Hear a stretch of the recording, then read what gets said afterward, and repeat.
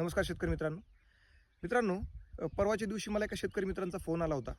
तर त्यांचं म्हणणं असं होतं की त्यांनी डाळिंबाची झाडं लावून आज 6 महिने पूर्ण झाले आहेत आणि त्यांना ज्या नर्सरीतनं त्यांनी रोपं घेतली होती, त्या ठिकाणी त्यांना सांगितलं गेलं होतं की 6 महिन्यांपर्यंत डाळिंबाच्या झाडाला कसली कात्री लावायची नाही किंवा त्याच्याशी काही छेडछाड करायची नाही, त्याला आहे तसं वाढू द्यायचं. मित्रांनो, त्यांचा परिणाम असा झाला आहे, तुम्ही फोटो पाहू शकताय.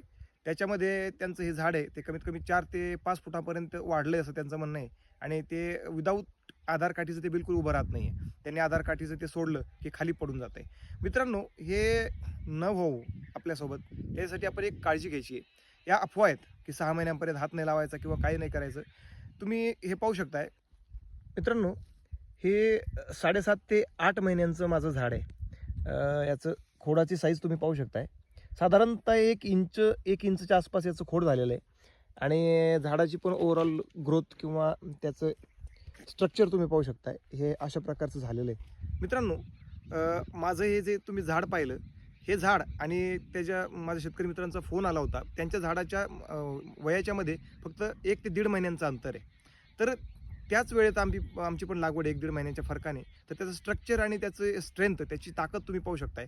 हे फक्त शक्य झालं आहे ते फक्त आणि फक्त टॉपिंग आणि त्याची कटिंग वेळेत घेतल्यामुळं. त्याचं स्ट्रक्चरही व्यवस्थित झालं आहे. मित्रांनो, बऱ्याच वेळा मीही ज्यावेळेस मी झाडं लावली होती, त्यावेळेस मलाही गोंधळत होतो मी की मी काय करू? की ते कधी टॉपिंग घेऊ? 1.5 महिन्यानंतर किंवा 1.5 फूट झाड ज्यावेळेस झालं होतं माझं, त्यावेळेस मी टॉपिंग घेतली होती त्याची. त्याच्यानंतर मी रेग्युलर 15 दिवसानंतर टॉपिंग घेत राहिलो आणि आज माझ्या झाडाचं स्ट्रक्चर आणि ह्या गोष्टी तुम्ही पाहू शकताय.